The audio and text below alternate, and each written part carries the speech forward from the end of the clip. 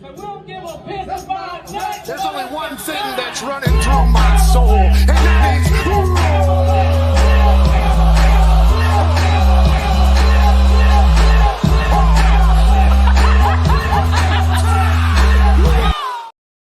Happy hump day. Welcome to the Crimson Dynasty. I'm excited because we have a really hot show tonight. But I want to welcome y'all who are new here and welcome back to those who have been here before. My name is C'Chi and I'm the host here. And we are one of the shows here on the Bama Standard Network. Before I get started, be sure to go ahead and hit that like and subscribe button, hit the notification bell so you don't miss any content. And so we are actually, like I said, we have great topics tonight. We are honored to have our co-host, of course, Dan James IV and JB. They also are a part of other shows here on the network, so I'll let them promote that towards the end. But before we get started, be sure to check out Lambstone Company. That is one of our sponsors, and we really enjoy the partnership that we have with them. And essentially, if you're looking for really beautiful natural stone to add in or around your home, we always tell you don't settle for subpar materials. Check out their selection of natural stone products to meet all of your project needs. They're actually located in Oneonta, Alabama, and they're one of the most trusted sources in the state. So contact them today and let them know that we sent you by using promo code the Bama Standard to receive 10% off your first order. Like I said, go ahead and hit that like button. Go ahead and run that up. And also hit up that live chat because we enjoy interacting with y'all. And we do have a live Q&A towards the end. So go ahead and jump in that live chat. And if you're watching us right now on X, be sure to head over to our YouTube channel, the Bama Standard, and be sure to subscribe there. So let's just jump right in. We have to kick things off with basically what the hot topic has been over the past few days. Former Tennessee quarterback Nico Iamaleava, he has departed from Tennessee, and it's been a lot of controversy. And it's interesting because just a couple years ago, almost not directly to this date, but almost Coach Saban, when he was just kind of describing his feelings, he called out Jimbo Fisher for buying his whole team. He was talking about some of these issues, and we're seeing it unfold now. So I just want to jump right in. Before I share my thoughts on this, I want to hear from y'all, and I'm going to start with you, Dan. How do you feel about this whole situation with Nico? It's been a lot that's been talked about. Some of it may or may not be confirmed per se, but it was announced today that he's transferring to UCLA. It was also announced by quote unquote sources that his contract, his NIL deal, is a little over $1 million. So it's basically a third of what he was actually wanting. So what do you feel about all of this? And then do you see this potentially affecting other schools, possibly Alabama? Well, it's the era of college football that we're in now. So that's what we're gonna see. That's what happens when you don't get, the NCAA didn't get ahead of this. Mm-hmm. So, this is the type of situations we're gonna have. It won't be the last. So this is just the era of college football that we're in now. And no one's obligated to pay you $8 million. You know what I'm saying? So. And when you got parents and other people, handling negotiations and stuff like that, things like this tend to happen. So, mm-hmm. You're getting ready to have profit revenue sharing and everything. So, why would you, put yourself in that situation? It's unfortunate for him. If you want to be close to home, you say you want to be closer to home, but we all know that wasn't it. But don't take, and I hate Tennessee just as much as the next man, but don't take a shot at Tennessee saying it was because of the offense. So you mean to tell me $8 million, wasn't good enough to play in that offense, which quarterbacks flourish in it. Josh Heupel has been is a proven, quarterback whisperer, so. You're turning all that down, $8 million allegedly, down to go play for UCLA. Well, and Dan, I'm glad you said that because you mentioned how that was one of the quote unquote reasons, them basically saying that it was more of an issue with the offense. However, what people may not know is that all of these discussions actually started in December. It started when the winter transfer portal was open. And from what I was understanding, basically Nico's reps, which would be his agent and his dad, they were basically saying, we want Tennessee to essentially either get some guys from the portal or just build around Nico, particularly the offensive line. And Tennessee did that. They actually got a couple offensive linemen out of that winter portal. So they did that, but his reps felt like that wasn't good enough. So I'm glad you touched on that. Anything else that you wanted to add regarding that? No, since when did his reps become, general managers of football? You know what I'm saying? So you let the football guy handle the football stuff. Hats off to Josh Heupel and the crew for standing their ground on that. So you don't let one guy. You're being I better not say it, LeBron James situation. No, those are really good They'll points. tell you who to hire, who to fire, and everything. Yeah, you don't want to step in that situation. Well, JB, what are your thoughts, man? I mean, it seemed like it hadn't even been a full week since I think a lot of this kicked off, of course, in December, but really it ramped up Thursday. So it hasn't been a full week. And we hear today that he's going to UCLA. How do you feel? Because I don't know if y'all saw, but Nico's dad, he's not short of words. Like, he lets his feelings be known on X in particular. How do you feel about how everything transpired? Do you feel like, because I'm going to share my thoughts and they may be a little controversial after you, right, but how do you feel about everything? And then what do you think this means as far as the future of college football and even Alabama? I feel like it was a botched negotiation. Yeah, that's what I feel like. I mean, why would you put out the $4 million number? Everybody know you was getting 2 or 2.5 from Tennessee. Why would you put the number out there if it wasn't about the money? Sure. And then you put Colin Cowherd puts the tweet out right before they announced that he transferred to UCLA, saying that it wasn't about the money. It was about the offense and the fit. So you did a little PR stunt before you announced, right? Yeah. And Colin Cowherd is really legit. He was one of the ones that called Kalen DeBoer to Alabama before everybody else.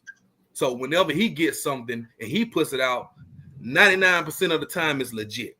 So when I saw that and On3 posted it, I said, okay, they're doing damage control already. So if it's not about the money, and if he did take a little over $1 million pay cut or whatever he took, it's because nobody else wanted to give him the money. Nobody else wanted to give him the money. So yeah, you go back close to home, UCLA, but is that really what you wanted? Did you get what you wanted? I don't think he got what he wanted. And shouts out to Dan Lanning for being a whistleblower. I know we probably talked about that. But how does it affect Alabama? Man, I hope it doesn't. But it may be a domino effect. And I'm glad he didn't get what he wanted, because it would have empowered more big time players to do this. It would have empowered them to go out here and say, hold on, look what I did last year. Even though Nico didn't really do a damn thing last year, right, but beat Alabama and get them to the playoffs to get steamrolled by Ohio State. Yeah, but JB, it's been proven that beating Alabama will get you paid. That's true. That's true. I mean, hey, look at that Oklahoma quarterback that transferred to Auburn, and look at his NIL evaluation. Right. Yep. You beat Alabama. Yep. That means a whole lot to Auburn. So we gonna go get you. If I'm Diego Pavia, man, I'd be holding Vanderbilt. Hey, man, listen here. I know. But yeah, I think it could possibly be a domino effect. Hopefully it doesn't happen where somebody else does this and they get their way before we put some sanctions in and they start appealing stuff. But right now, I think Alabama is good. I mentioned this on the other show, maybe next year.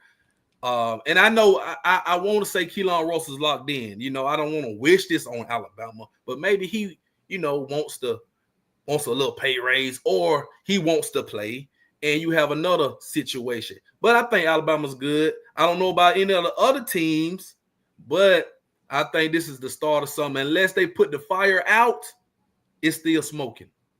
Right. Well, look, I agree with y'all's points. Like I said, mine may be a little controversial, but I'm gonna say it anyway.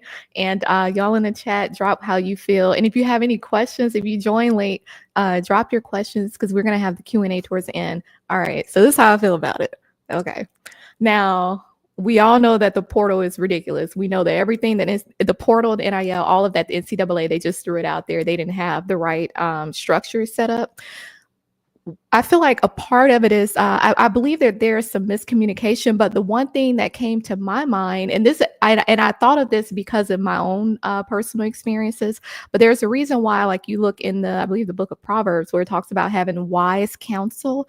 And when you see these players and they have their parents acting as their agent, I get that maybe from a parental perspective, they want what's best for their child. However, you start to muddy the lines because a lot of these parents, they don't have the financial acumen to even understand the contracts. They don't understand the lingo, all of that. Like my thing is, even if you look at it in terms of like a trust, for example, you're not going to appoint the trustee to be a family member. You usually want to, you appoint maybe an actual institute, a company, in that regard for those specific reasons. And I honestly believe that Nico may not have had as much say in a lot of this. To me, it seems like maybe his hands were a bit tied. It seems like, because from what I was reading, a lot of the talks started in December, and it wasn't necessarily from his end. It seemed like his reps were kind of putting him out there, fishing him around at the different schools. It doesn't necessarily seem to me like maybe he could have shared his, how he feels with his dad or whatever. But to me, it seems like it's more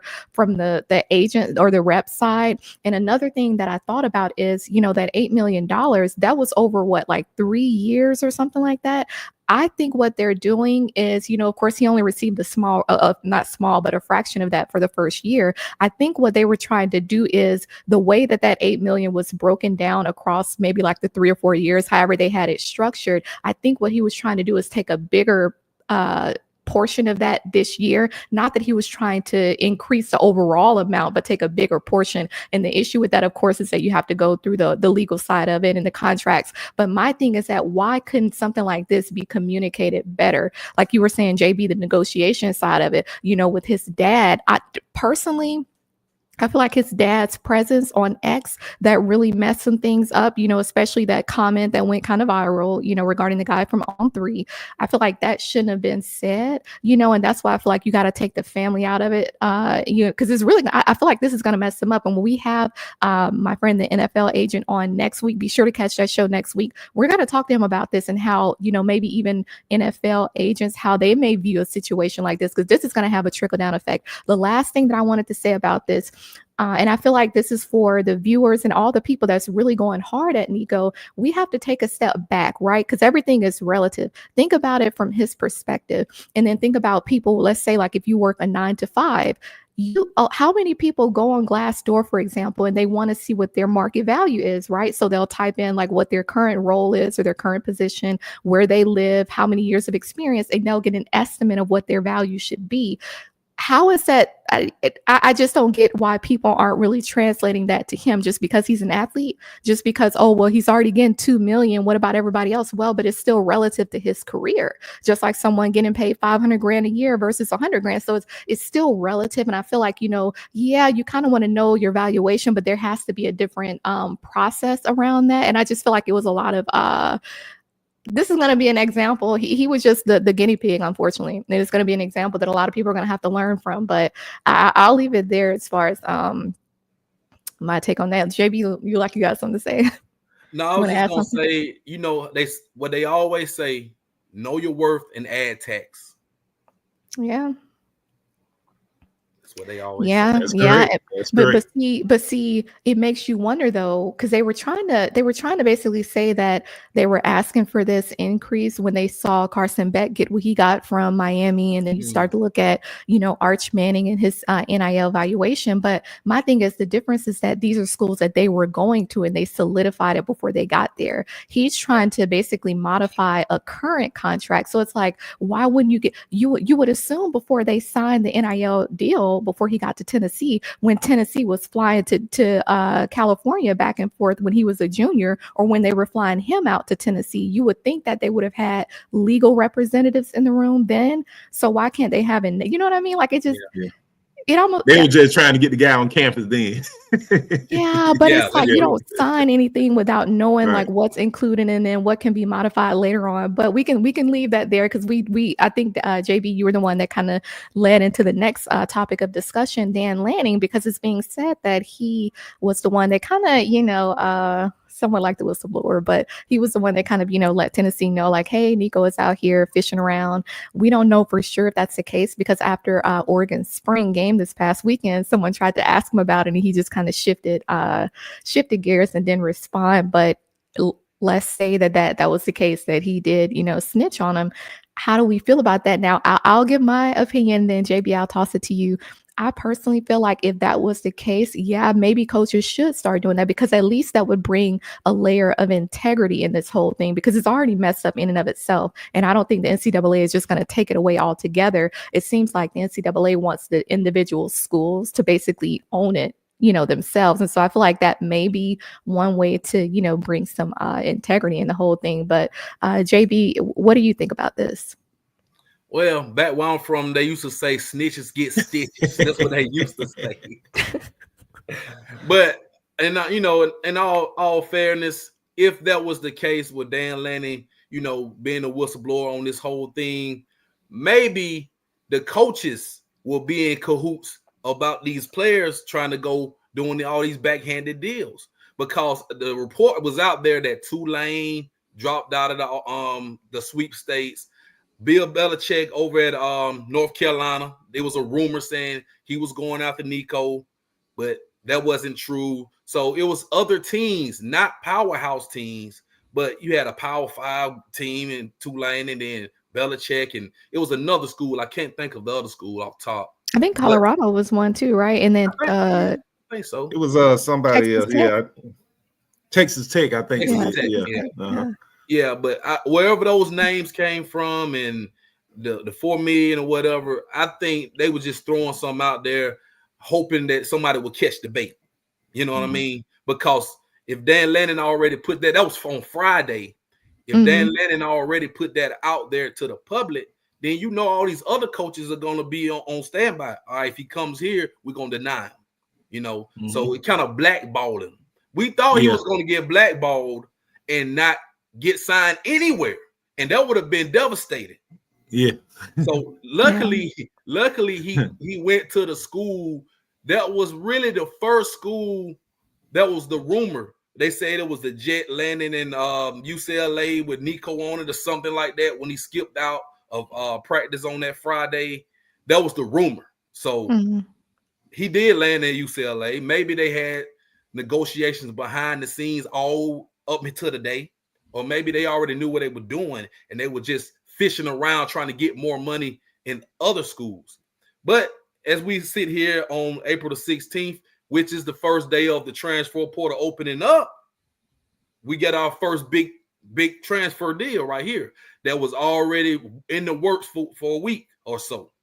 So we may get more of this. Dan Lanning, I don't want to say snitching, but he put everybody on notice. Yeah. That what's going on behind closed doors. And if it's the right thing to do, I mean, maybe more coaches will start doing it.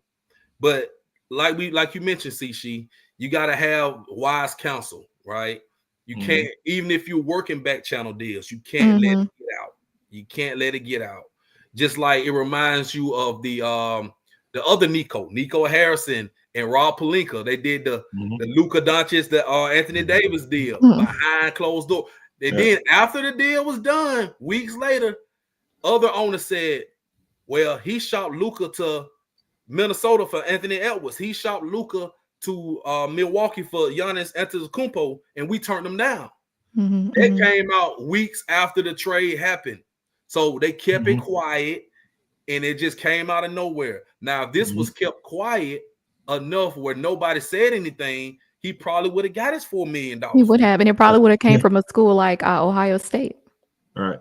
Possibly. Yeah. So, but UCLA has money too. They have money, but they, say, you know what? All right, since it's out there, we're not going to give you all this money. If you really want to come here and you probably don't have any other choice, then we're going to give you the minimum. Yeah. And they like, don't ask me nothing. Maybe UCLA were playing chess all along. Maybe UCLA muddied it up so they can get them for cheap. So get them for cheap. And see, California is one of those higher tax states, if I remember correctly. So Right. you take even a larger cut. They don't think about that. You should have went to a Texas school. Right. Yeah. And I think if I remember correctly, I could have sworn Coach Prime had posted something too in response to someone about getting him, and he basically said, "We good," and I didn't think he would go to Colorado anyway because they got Juju, and Coach Prime got 2 quarterbacks. Yeah. And Coach Prime, I don't think he would, deal with that type of, player that's, he likes the spotlight too much himself. He ain't got $4 million to get no quarterback anyway. Right. They just paid Coach Prime. They had to come up with his money. True. Right. True. Exactly. Like, how are we gonna pay him? Exactly. Well, Dan, how do you feel about this whole ordeal with Coach Lanning? Yeah, I think ultimately he did the right thing, because it's like with your coworker.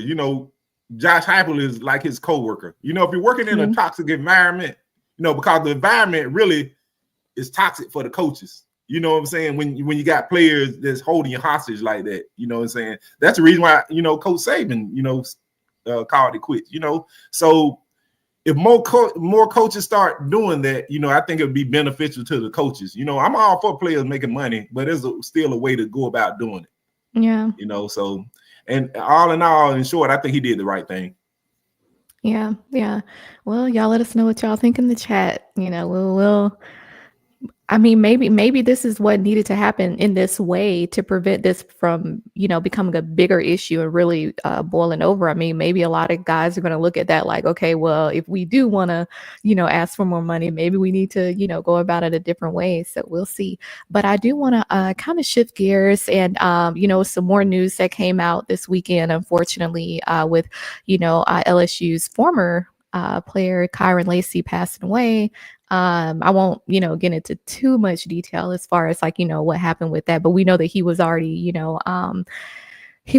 kind of under a microscope as far as, with the law and with, the charges as far as the hit and run and, let me just respond to you, as far as the hit and run. And so it's just really unfortunate to see what happened. And if I remember correctly, I believe it was USC that they played at the start of the season last year. And I just remember his antics, kind of like his behaviors, because wasn't he the guy that was doing a little gun symbols?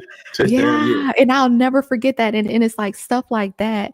You don't want that to be something that you remember. But when I saw that behavior and then I just kind of watched him in, some other games, and I was just like, it always makes me think about the importance of emotional regulation. That's something I talk about a lot, because I feel like when you play a contact sport like football, for example, and it's a lot of aggression for a lot of these guys, they may feel like it's an outlet for them. But my thing is, well, what do you do in the real world when someone upsets you, or they disrespect you, but you don't have practice that day, you know what I mean? Or you don't have a game that day to take that anger out, because of course anger is an emotion. My biggest thing, I know we have player development, at least at Alabama. I'm sure they have it at other schools as well. And we talked about this just a few weeks ago about the mental health side of things. We actually hit on that for a while, but it makes me wonder what's being done as far as actual mentorship for them, because emotional regulation, that's something that you learn over time. You know what I mean? And a lot of these guys, they probably didn't come from the best circumstances. And so what are you doing to help them, off the field, so that when they go to Houston one weekend and they get into it with a family member, they're not shooting a gun?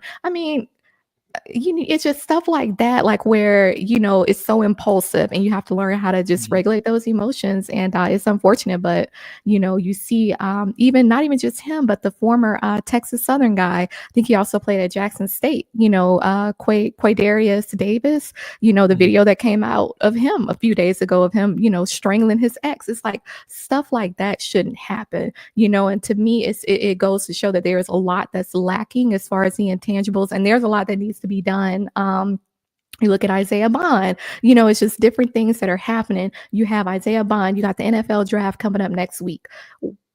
you like your mind shouldn't even be in that. You know what I mean? Like whether it's true or not. My thing is like who's in their life aside from family. These programs, they need to have actual. These guys need to be structured. You know what I mean? And I don't know. But there's more that needs to be done. And I feel like with Alabama, we saw a lot less of that to some degree with Coach Saban, because that was just who he was, you know, like he demanded that discipline. He demanded them to rise to the occasion. And so it just makes you wonder what more can be done. But Dan, I'll start with, because I know you have to hop off. What are your thoughts regarding this? I mean, I know it's a sad situation, but how do you feel? Yeah, it's a very unfortunate situation. You know, my prayers go out to his family and friends. Situation like that, you know, you want to kind of start peeling back the layers of the culture, you know, that he's in, you know, who's around him, you know what I'm saying? Like Coach Saban said, you know, who was around Henry Ruggs that time when he decided, you know, he was drinking. So, you know, you have to have, you know, structure, you know, so you have to have the right people around you to be able to make good decisions. So it seemed like, you know, maybe he didn't have the right people around him, you know, and you know, a lot of time now schools are focusing more on just throwing money at the players rather than, you know, having a support system. You know, Coach Saban invested a lot into putting a support system in place for the players, you know, to make them, you know, not just become great athletes, but become great people. You know what I'm saying? I'm not saying that didn't happen at LSU, but somewhere there was some disconnect, you know, so you know, you try to avoid situations like this because you want to create a culture, a positive culture, you know, just like at Georgia, not taking a shot at Georgia. Like, you know, how many lives do you have to lose,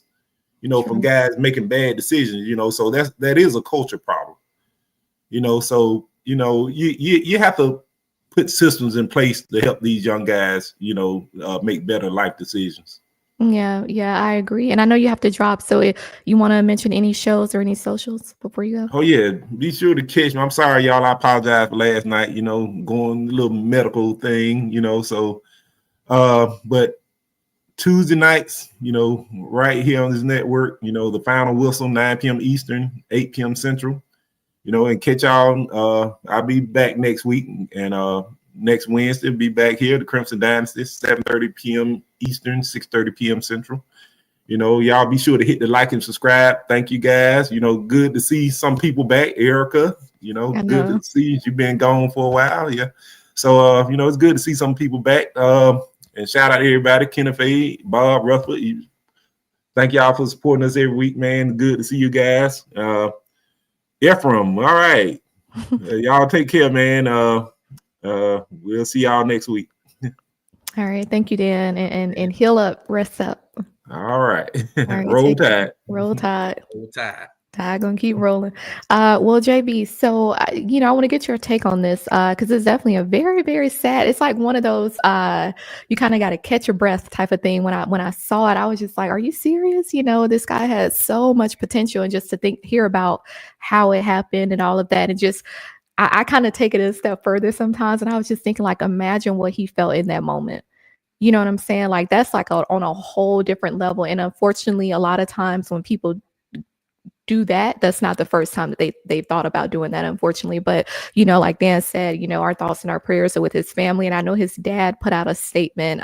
So of course, you know, giving them time to grieve. But you know, he would have been amazing in the NFL. But how do you feel? You know, I know Dan and I mentioned just that structure aspect of it, even like how he mentioned who they have around them, because I don't care if they're family. You don't have to be around. If they're toxic, they're toxic. You don't, you know, I mean, that's my MO. I don't care who you are, you know, and I just feel like I wish those players, because they have to understand they have the level of talent that most people don't have.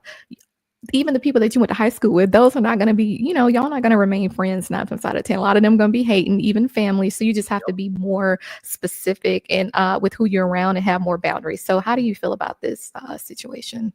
Yeah, it's deep. It cuts deep. You know, first off, you know, prayers to the family, and I know it's a hard thing. It just happened, so it's really fresh, and it you know, it touches everybody. But yeah, it's a lot of people in this world, right? A lot of good people in the world, a lot of athletes in the world, but it's so many more people that's not athletes. I think a lot of these college athletes need not only mentors but life coaches, because now they're getting all this money. You're getting millions of dollars coming fresh out of high school now. So you give a kid, as they say, from the trenches or from lower income families, or from an environment where they're not used to having all this money, and you give them that money, it's gonna make them more adventurous, more doing more of the stuff they used to do, because they didn't have the right mentorship or the right people around them, and they also bring their friends up into that. And that's really a big negative, right? And it's more, and Dan mentioned about the culture, like he mentioned Georgia, no disrespect, but all those DUIs and all those incidents, right? And when are you going to clean up the culture of your program?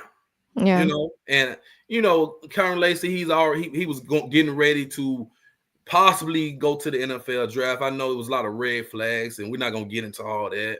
But for him to do what he did, it had to be something here. Yeah, it was mental.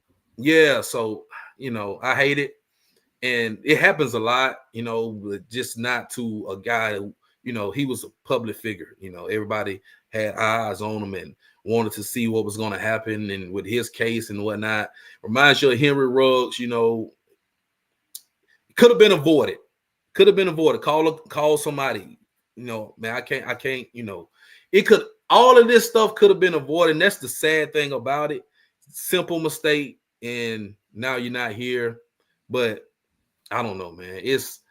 I'm really at a loss for words, but I really think we do need more mentors and life coaches for these young professional athletes that's getting all this money so quick. You go from not having nothing to having 6 zeros in your bank account and access to all this money.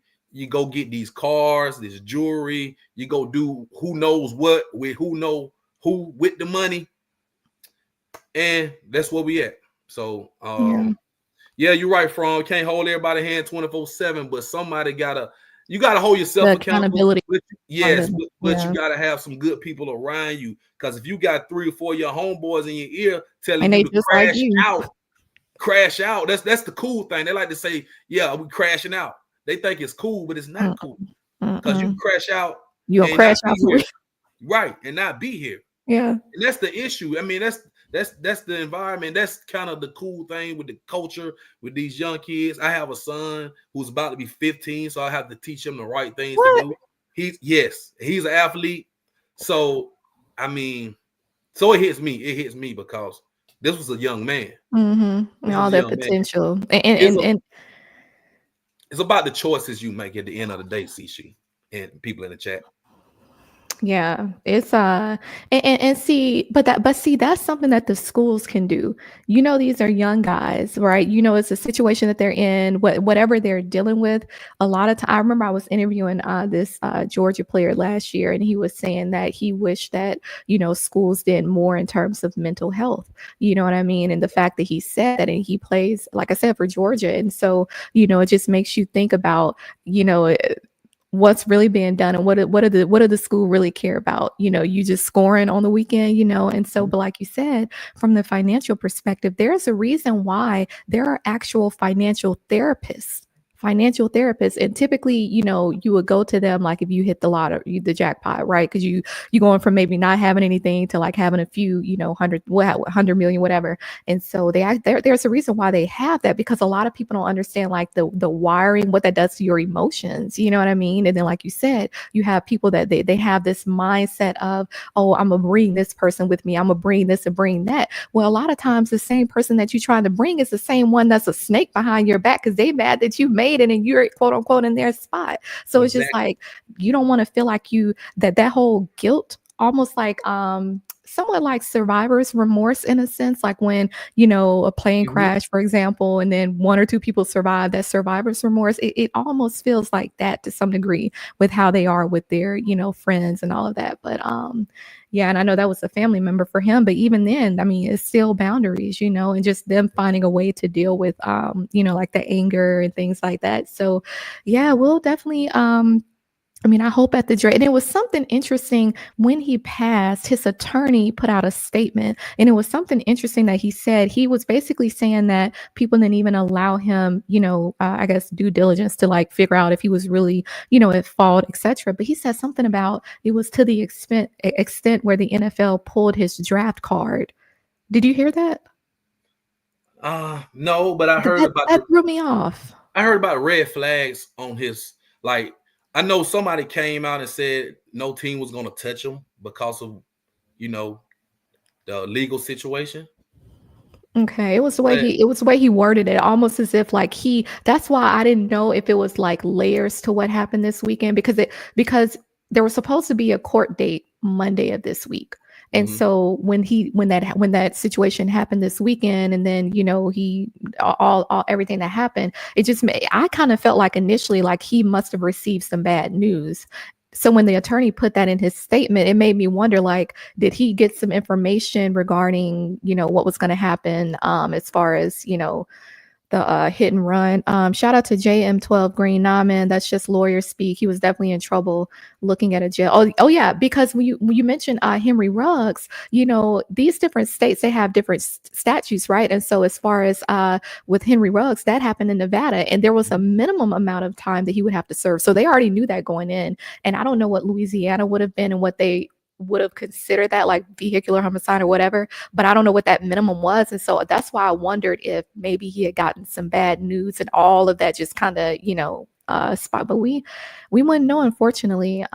So emotional regulation, y'all gotta, I don't know, I be saying it a lot and people just kind of look at me crazy sometimes, and I'm just like, see, this is what you crash out, even like I said, Quaydarius Davis and what he did, and thank God that was caught on camera, right. But something like that, it's just like to go to do that, you know what I mean? Like it has to be other, I don't know. We could be here all night talking about it. But anyway, y'all let us know what y'all think in the comments, because I see those numbers going up. And so I know that this is a hot topic. But really quickly before we move on, I do want to shout out our other sponsor, WhitwellSports.com. We always tell you that your game day is not the same without your title towel. Visit WhitwellSports.com and use promo code STANDARD for an exclusive discount. Shout out to them. We really appreciate the support.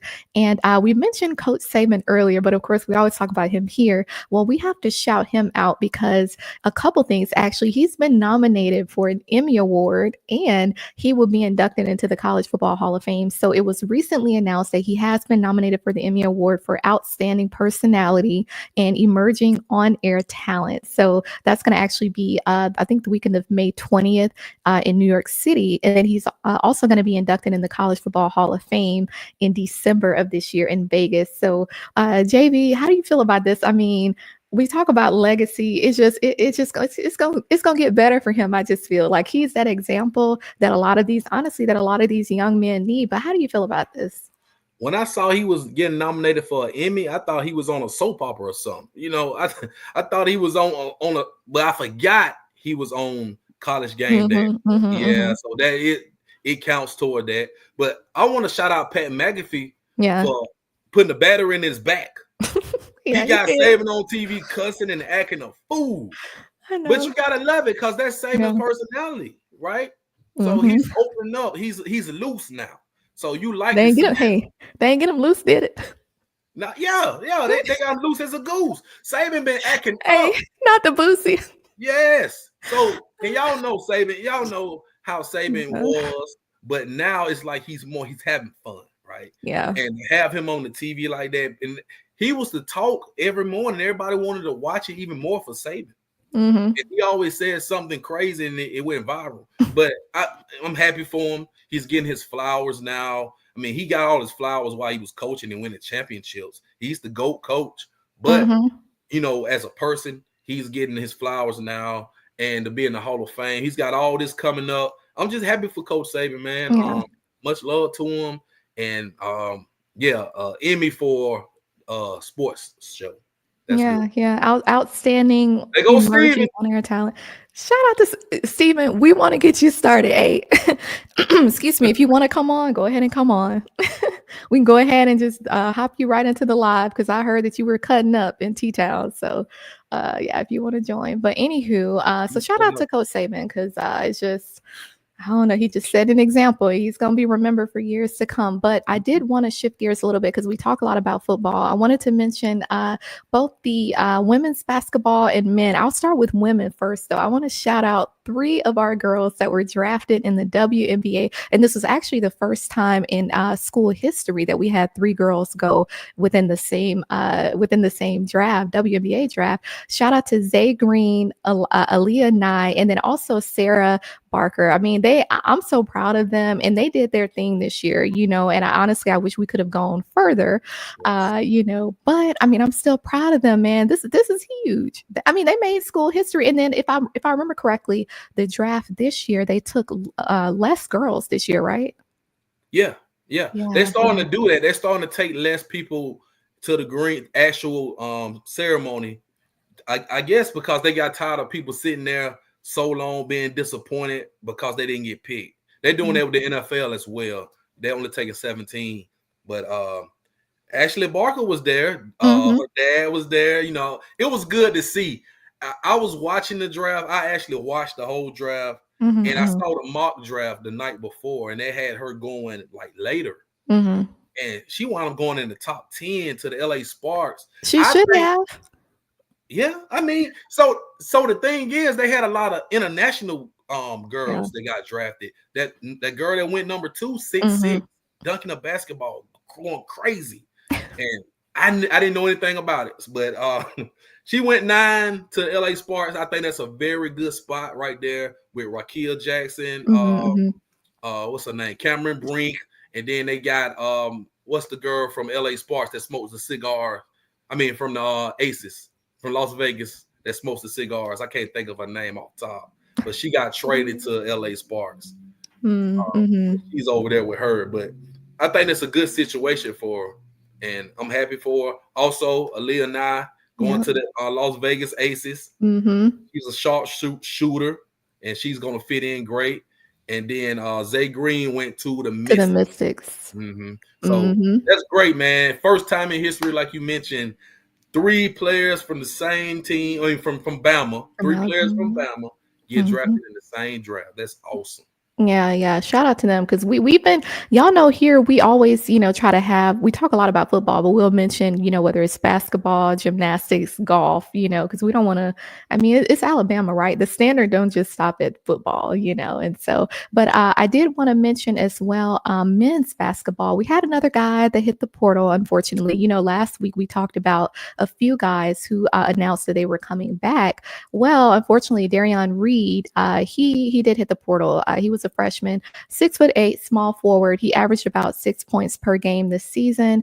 He's from the state of Georgia, and it's of course a few schools that he turned down to come to Alabama. So I'm just curious, from your perspective, how big of a loss do you feel like this is for Alabama? Do you feel like maybe we can maybe find something better, or do you feel like maybe he didn't give Alabama a true chance? So you can look at it from both ways. It's a big loss because he was a 5-star prospect, highly touted. But he did have an injury-riddled year. And you can also look at it, and the way I look at it, he wasn't a good fit. And I said this during the season when I saw him play. I was like, wait a minute. He doesn't fit because Derrion Reid needs the basketball in his hand. He's not just a catch-and-shoot guy.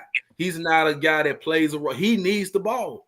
And so him leaving, I don't think is that impactful, but because of the status he was, a 5-star player, McDonald's All-American, it doesn't look good on the resume for him. Plus, damn near the whole team has left Alabama. Me and Steven was talking about this the other night. We have 2 players left from this team that went to the Elite 8, and that's Aiden Sherrill and Aiden Holloway. Everybody else is gone. Either they graduated, they're going to the draft, or they transferred. And that's really not a good look, but that's the new age of college sports that we in. And Phylon announced he's going to the draft, right? Yes. Phylon's going to the draft. I believe he's going first round. A lot of people are against it. I see a lot of negative stuff out there about Fallon from the fans. He's not ready. He should come back. Fallon is ready. I'm telling you that. He averaged 10 points a game, but that doesn't mean anything. He's 6'4". He's a great athlete. He's going to be a good guard in the NBA. And I'm sure he got somebody, a few teams that want to draft him in the first round. Yeah, definitely. Steven. Shout out to Steven. How you doing, Steven? man? We hadn't had you on in a long time. Man, what's going on, family? We got C'Chi Queen Hotlanta and my brother JB, the man of people, Baines, man. What's going on? Steven, you outside Chick-fil-A right now? Nah. Don't start with that. Nah, I'm not outside Chick-fil-A right now. But Steven. I did want to echo JB point, man. The whole team gone. Unless your name is Aiden, everybody else gone, man. I kind of hate that, but I agree with JB. Fallon's a big-time prospect, man. Yeah. Fallon's a big-time prospect. He's going to do well in the league. I like what he can bring to the table. To me, I mean, it's going to hurt no longer having Sears, no longer having the mustache, Grant Nelson. It's going to hurt. But I feel like if you can go in the portal and bring back Rylan Griffin, you put him with Sherrill, with Aiden Holloway. Get you a real 7-footer. Nate Oates, bro, hear me. I was tired of Mallow Watts of Duke killing us. Get us a real 7-footer, man.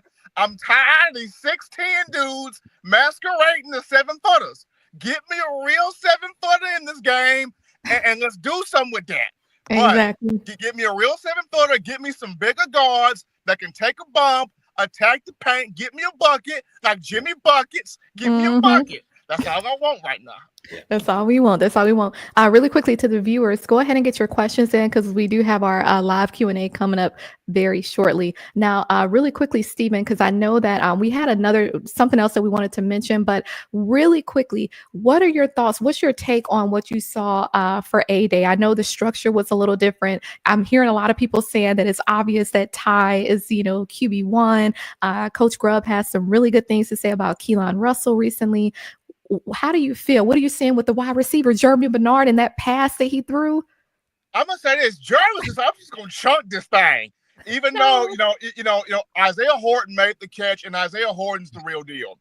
He is. I'm gonna say this: like Jamarcus Shepard got his dogs. He got him, and he got him in all flavors. If you want Germ, if you want Hollywood, if you want Lil Rico, if you want Bach. If you want Meadows, if you want Lacia Brooks is going stupid. Like you got all flavors of dogs at wide receiver. Just pick one. Just pick one and throw that sucker out there and let that man play. So that's on that front. But what I'm the most excited about is Freddie Roach time, baby. We finna see Freddie the numbers popper with these defensive linemen. It's Freddie Roach time. It's time. He got all of his sons, and they all out there on the field ready to knock a block off. Freddie got all his kids, and they're ready to go. And I'm excited to see him produce, with all of these defensive linemen on the field. But I think the position that has us all joyful, man, is the secondary. This secondary is multiple. Man. This secondary is diverse. You got dudes everywhere that can play, and Dijon Lee has taken over, man. You talk about 6'4" with a 6'8" wingspan. The brother looked like if Kevin Durant was playing football. That's that man's wingspan, for real. So, that kid, Ivan Taylor's a dog. Ivan Taylor. His daddy, Ike Taylor, the apple don't fall from the tree. And then you got Dre Jr., young Dre. We saw Big Dre. Young Dre, Lil Yoda back there, he got a mean streak on him. So this is a secondary that's diverse. It's multiple. Kane Womack is somewhere in the lab going, I'm going to tear this stuff up. I'm going to tear this up. Hey, there was a picture that I saw on X, and people were just saying, y'all, if these ain't some dogs. And it just reminded me of what we talked about a few months ago about how when we just real hood, and when you have those, even if it's just a few just dogs like the Tony Browns, and it was AK Deer, Red Morgan, Yonze Pierre. I mean, Did you see that? I saw that picture. I was like, we back. Let's get it. They all hold up signs. I'm like, here we go. Somebody looked like they had a black and mild in the picture. I was like, let's go. Let's go. Hey. It's about time. Like, what hood are they in? Like, when you they were in downtown Birmingham. I'm telling you, it was in downtown Birmingham. Let's go. They went in Easley, was it? It went over there in That was Easley. Easley. That was East Easley, bro. That was East Easley. Hold on, man. Hold on. See, hold on. Steven. Hold on. No, that was straight West End, bro. I got to call. West End. West End. West End. Okay. Now, hold on, Steven. From all that you just said, this is what I got out of that, right? So we got flavors of dogs, not breeds. We got flavors of dogs. We got 15 Freddie Roaches on the D-line. And Dijon Lee need to play point guard for the basketball team. That's what I got out of all that. Hey, you know what? And that's all we need to see out of all of that. So for me, we back taking gas station pictures. They was in the cut. They were in the cut. Yes, I mean, for me, yes, the format was different, and I understand it. You know, it was hard to kind of adjust to, but even with the different format, we still saw some things that we liked. And that was the main thing. If you went in with the idea of this is what I want to see, then DeBoer provided you with that. And there were a lot of things that JB, you and I, that we saw that we were like, okay, let's build on this right here. Like the offensive line, Cam Dewberry, the transfer from A&M, I like that kid. I really like that kid. Caden Proctor is moving a whole lot better, even 360. A whole lot better. So, like that, Jaden Roberts, just stay healthy. That's the main thing for him. Just stay healthy. And we know what we're getting with Parker Brailsford at that left guard spot. That's going to be interesting because at left guard, Gino Van Mark is holding on for dear life. Gino is holding for dear life, but he got some folks nipping on him now. If Gino can hold it, shout out to Gino. But he got some dogs nipping on him at that left guard spot. At right tackle right now, it looks like Wilkin Formby's holding serve. And I'm proud of that kid because people were kind of writing him off after the South Florida game. So I'm happy to see Wilkin kind of hold serve right there. But I liked what Caden Proctor said. Once we get everybody back where we need them at, this line can be something. But it all starts with Coach Cap. Coach Chris Cap, you got to pull it out of these guys. Because the last offensive line coach that did that was Kyle Flood back in 2020. That's been a minute. We got to have an O-line coach that pull it out of these dudes. Yeah. Hey, the all going facts. back to that. All facts. Going back to that picture. I'm gonna have to find it because I want to pull it. Next week we have our friend NFL agent Spencer joining, and we're gonna talk about the draft. And I'm gonna try to find that picture because I want to show that to the viewers because it made me think about y'all. Remember that Yo Gotti Back to the Basics? It just had me on that. You went back to 07. Hey, I mean, look, brought me back that G's Emma Soul Survival. Man, Jeezy the Snowman, 36. Oh, it's for the 19th. Survival, man. I'm on the drive, posting on the block. Don't get me started. Hey, you don't know nothing about that, Steven. Man, for real? Hey, don't have those 412. So we gonna go there. Okay, Stephen, how much time you have? Because we do have the live chat, but we had one more topic that we wanted to jump into regarding basketball. How are you on time?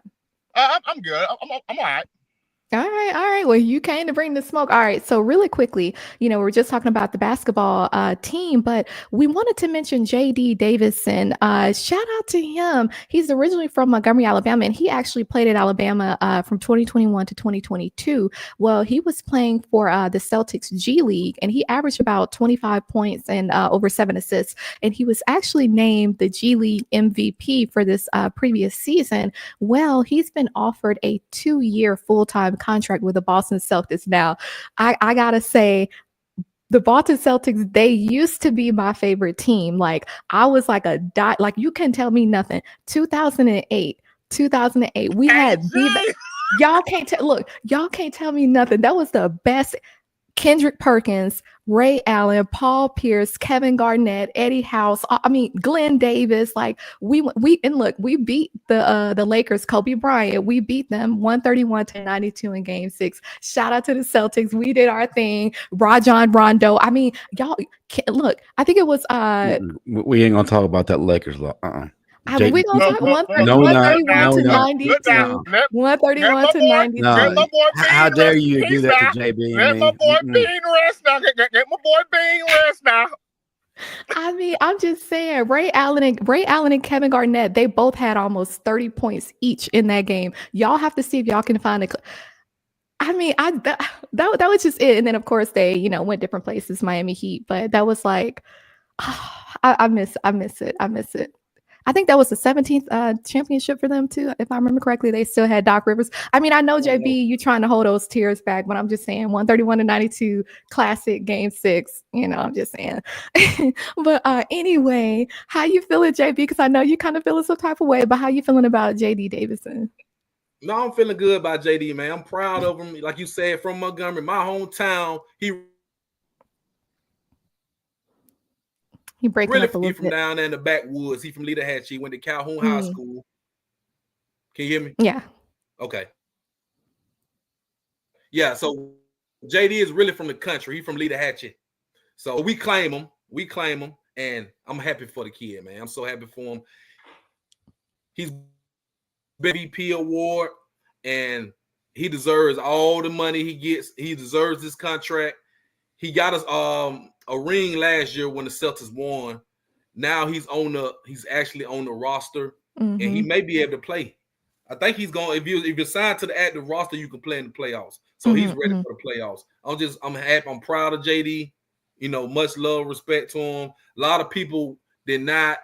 They kind of wished him to fail when he left Bama on that, after 1 year, and he went late in the second round. They were saying he was going to be a bust and a failure, but now he grinded out in the G League. He got it out the mud. 3 years in the G League. 3. Yeah. Finally got that guaranteed contract, 2-year deal. Happy for the young man. Yeah. Shout out to him. Yeah, like you said, just grinding it out. He knew what that goal was ultimately, and we'll see. But I think he definitely has a bright future ahead of him. It looks like we lost Steven. But let's jump into our Q&A. Let's see what we have. I did see some questions come in, so I saw some thumbs down when I was talking about the Celtics. Look. I said what I said, 131-92. So, all right, shout out to Specimen Andy. Carson Beck had the NFL draft to get leverage from. Nico didn't have anything to get more leverage. I mean, how much leverage do you really think you can get, though, when you have stuff in writing? I mean, he was contractually binded at that point.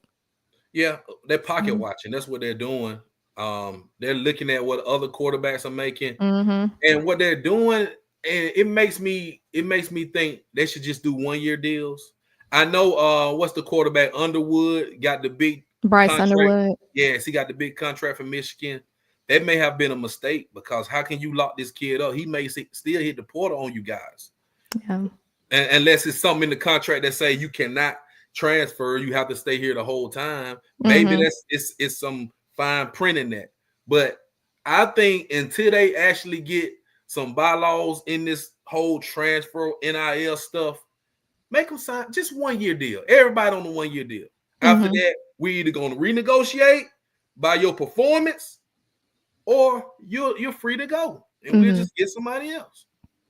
Yeah, I agree. I think Bryce, his was like over 10 million. Yeah, Bryce got some good money. Yeah, Bryce did get some good money. But Bryce had a lot of endorsements too. He had a lot of big endorsements. He had the Dr. Pepper, I believe, the Heisman House thing, and a couple more. But guys like Nico, like guys like this, they are just coming, just trying to get money because they see it out there, and they see, well, he's getting this much. I'm a top 5-star talent, even though he didn't put up no Heisman-like numbers last year. But he wants to get paid like a Heisman. I don't understand it. All pocket watching. We all do it, Brian. We all be pocket watching. But you know, doing it to the next level. But you know what? The key difference is that Carson Beck negotiated going into Miami. So, a lot of times, even, I mean, think about like your typical 9 to 5 jobs, like you want to negotiate at the beginning, you state what you want at that time. Now, I will say, I remember a few years ago, I had a VP and he pulled me to the side and he said, I'm going to tell you this. He said, companies always have money. There's always money. You may not be able to switch a position or get a, title change quickly, but they always have money. And but my thing with Nico is that the contract was $8 million. It was just a matter of how much he was getting each year. And it seemed to me like he wanted to kind of dig in, into the pot and get a little bit more for this year. And then whatever would be remaining for next year out of that $8 million. But it just should have been they should have been negotiated, better at the beginning. So unfortunately, he's at UCLA now and getting a little bit over $1 million from what I'm hearing. Okay, but thank you for the question. Okay, shout out to JM12 Green. I think Nico's pops is running the show and making boneheaded decisions. Yeah, because when they say quote unquote reps, it's the agent and Nico's dad, right? I think so. Yeah. And that's what we were talking. I don't know, JM, when you joined, but we were talking at the beginning of the show about just like why sometimes it's not the best to have the parents. I mean, they're going to be involved because they want the best interest for the child. Right. But when it comes to making these type of decisions, you really don't want to have them. I mean, it's just, he's going to have to set some boundaries. Right. Now, I know some parents of some D1 athletes, and I talked to a parent recently. I won't say who it is, but they will let the kids make their own decisions. Mm-hmm. The athlete come to the parent and say, hey, I want to do this. I think I deserve this. Parent, go ahead. Do what's best for you. But everybody's not like that. Mm-hmm. Not most of the time, probably most of the time, the parents are pulling the strings. Yeah. And then it kind of makes you wonder. I almost wonder how his dad felt at the beginning. Like, I wonder if he always kind of had, like, maybe they always kind of felt like what he was offered was not enough. Because if I remember correctly, Nico was like a top 3 quarterback coming out in the state of California, right? Yeah. I thought he had a big time deal when he first came out, like a car dealership. He had some kind of big NIL deal when he first came. I can't remember what it was though. Yeah. Well, all we can do is wish him the best at this point. That's like the cat pool. Mm-hmm. When you involve the parents, it gets too emotional. It definitely does. I mean, you already have the guys and their emotions and what they're experiencing because, of course, they're on campus and they're at practice. But then for the parents, you kind of want to kind of figure out what's the angle. Because because like we said, it almost seems like it was more of like miscommunication. Because if it was a matter of the financial side, I mean, they could have had a real conversation with them and just let them know, like, hey, we had some things come up. We know that the total amount is this. We already kind of put this X, Y, and Z in the contract, but we would like to see if we can modify it to some degree and see how that could be done. Because like we talked about earlier, revenue sharing. And that was something that, but see, the only thing with revenue sharing is that impacts the entire team as a whole. So he can't go in and negotiate that as part of what he receives only. You know what I'm saying? So it just sounded like it got nasty quick and like it was some attitudes and maybe some level of entitlement underneath, but yeah. All right. Who's Alabama's 4th and 5th receiver? I mean, 1, 2, 3, right? Ryan Williams, Jeremy, and Isaiah. Yes. That's the big 3. I would say Jalen Hill for sure, possibly Rico Scott. Yeah, well, Jalen Hill still coming back from the injury. He looked good out there. I saw somebody in the chat ask about Jalen Hill. He looked good, but he looks like he's still trying to get back in the groove. He hadn't played football in over a year. So he missed the whole year. So he still got the brace on, but he was out there making catches, running routes, and doing what he had to do. But he's still coming back. So I wouldn't pencil him in as 4 or 5. Because you got guys like Lacia Brooks and Derrick Meadows coming in as freshmen that it's going to be hard to keep them off the field. Yeah, I feel sorry for Jalen Bachway. It's going to be difficult for him to get on the field with all these dogs, like Steven saying, all flavors in that wide receiver room. And they all barking. But yeah, I mean, forgot about Cole Adams. Cole Adams, yeah. And was it when Jalen Hill got injured? Was that for A-Day last year when that happened? I think it was I, doing. I feel like it was A-Day because I don't know, maybe it was It was A-Day or like fall A-Day, camp or or it was something. before. It was before the season. I know that. Possibly fall camp. Yeah. Yeah. I don't know, but I want to see him out there because he definitely it During the was during the spring last spring. year. It was Yeah, during the yeah. spring. Mhm. Yeah, he definitely looked promising. But like you said, Lacier Brooks. And who were we comparing him to? Was it Devontae Smith that he was being compared Jalen to? Waddle. Jalen Waddle. Uh, Yeah. Yeah, Okay. because of the 17. I compared him a little bit to Tyreek Hill. Mm, I compared him mm. to Tyreek because I mean, just watching him Yeah. and the way he gets separation, he's gonna be hard to keep. You're gonna have to bracket coverage him, and Yeah. that's gonna leave so many people free. Imagine him on the field with Ryan Williams, Jerry Bernard, and Isaiah Horton. Man, look, hey, Coach Grubb gonna have a field day. And speaking of which, see this right here, wide receiver core, we look solid. The tight ends, they got to get healthy, right? But then I Right. thought about Caleb Odom. I know I always talk about him, but I thought about him because he was recently interviewed, and he was, I mean, you could kind of tell what he was trying to say. Like they asked him about his decision to transfer to Ole Miss, and he said that he wanted to go somewhere where he felt comfortable and where he felt wanted. And I was thinking, like, he didn't feel wanted at Alabama. You know what I mean? He just was either not getting thrown to, being passed to. But I just thought, like, man, like, you know, imagine him back at that tight end position. Like he would have been perfect. You know what I mean? But you know, But like Coach Shep said, man, a lot of them kids getting their feelings. You know what I'm saying? You don't put the work in. Don't want to take no notes. And, you know, just because you're a 5-star don't mean you're gonna come and play. So true. That's true. You still have to compete. exactly. You still have to compete. Yeah. That's a good Mhm. question. All right. And then we did see that one about Jalen Hill. Yeah. So hopefully he'll be 100%. Mhm. You know, He was in good spirits though. I talked yeah. to him during the autograph session. He was in good spirits, you know, and he made a post on Twitter saying how honored he was for people to come up to him and get autographs, and he loves his fan base. He loves Alabama. Yeah. Mhm. Yeah. Shout out to Christian Hughes. How's the tight ends room? We mentioned in the episode last week because they weren't, you know, of course, a lot of them weren't healthy. We only had one scholarship tight end that was able to participate this, you know, for A-Day. I think Josh Cuevas was injured. Marshall Pritchett, of course, incoming freshman, he was injured. Jay Lindsey was the only one, you know, and yeah, he did play, but Caleb Edwards, he hadn't even made it to campus yet.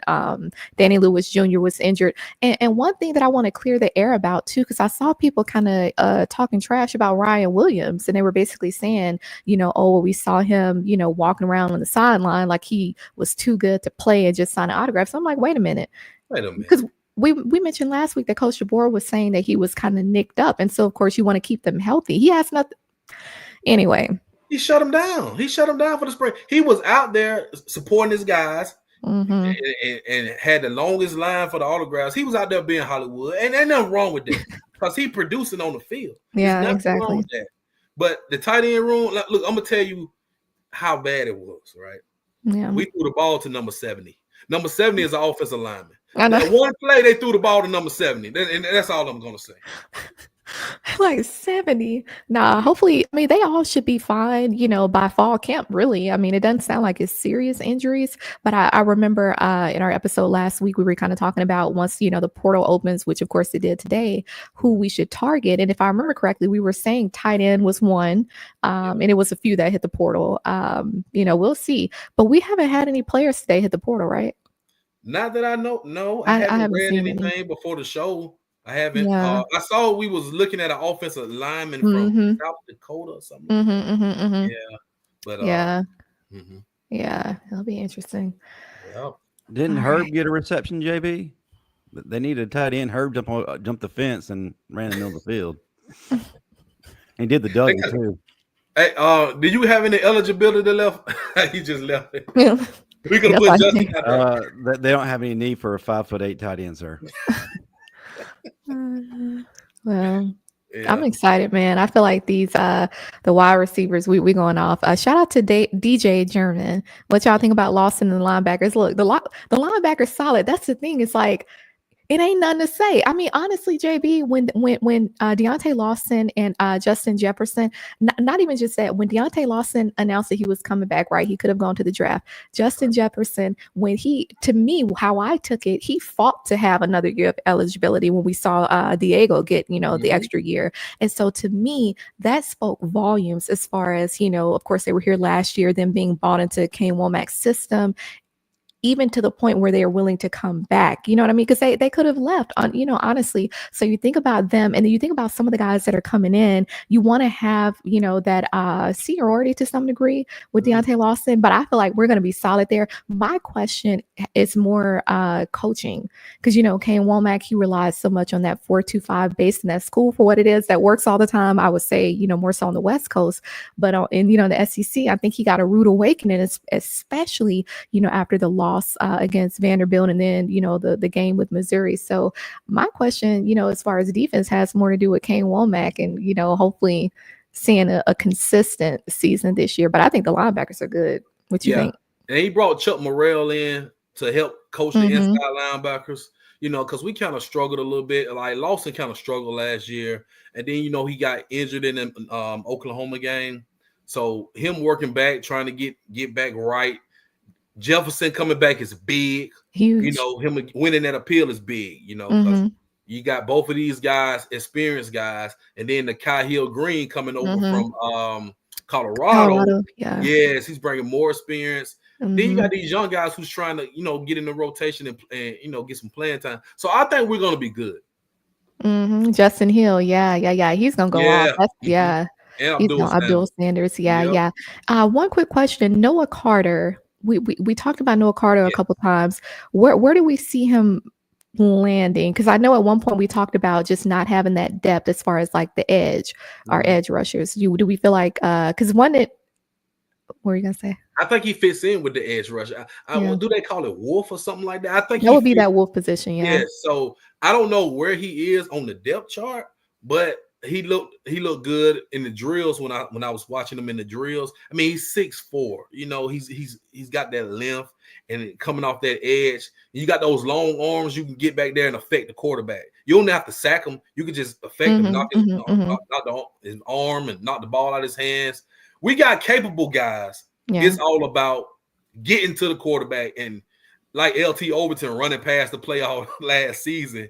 We got to make the play. We have to just make the play. And I think we, practice more repetition and more scheming. Just get to the quarterback. And we have to stop the run as well with the big guys. So, I mean, it's a lot to work on.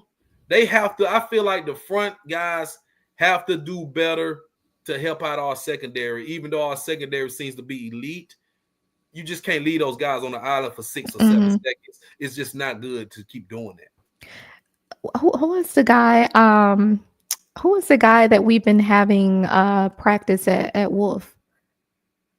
The one, it wasn't Jamarian Latham. It was, who was it? We were talking about him a few weeks ago. They were kind of testing him out to see, I guess, like. Keely? No, Keely's been. Who is it? LT Overton. Think of somebody else. Not Jamarian Latham. They was testing him out. I remember we talked about it. I just can't remember. Didn't they put some weight on him, or he lost?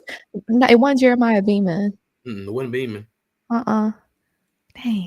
I can't think of it. I'm drawing a blank. It's all good. All right. No, we have a lot to look forward to. So I told y'all last week and the week before we went in that natty. I mean, it just is what it is. Y'all go ahead. The natty in I think it's in Miami, if I remember correctly. Don't book the ticket, book the flight and the hotel. I mean, you might as well. I don't see why not. Jamarian Latham. It was Jamarian Latham. Yeah. That's what I thought. Shout out to Greg. Yeah, Jamarian Latham. Yeah, it'll be interesting because we didn't do it. I feel like we didn't rush the quarterback enough last year. We didn't get enough sacks. That's what it was. We didn't finish enough plays. Yeah. Well, and then Key Rob got hurt. Yeah. Yeah. All right. Well, that'll do it for us. I know we kind of stayed on a little longer, but before y'all drop, we do have a very special show next week. We have our friend, he was on our show last year leading up to the draft, Spence, and he's an NFL agent. He's worked with different guys from Alabama in the past and guys from other schools, and he shares some really, really good insights. So we're going to have him on next week, same time, of course, but we have some very specific questions for him that we think the audience would really enjoy. Of course, current players would really enjoy the conversation, but make sure y'all are here for that. So yeah. Now, JB, do you have any other shows that you want to promote or any social media? I got a big show coming up in about 15 minutes on my Sports Talking with JB YouTube channel. I have the women's flag football coach at Alabama State.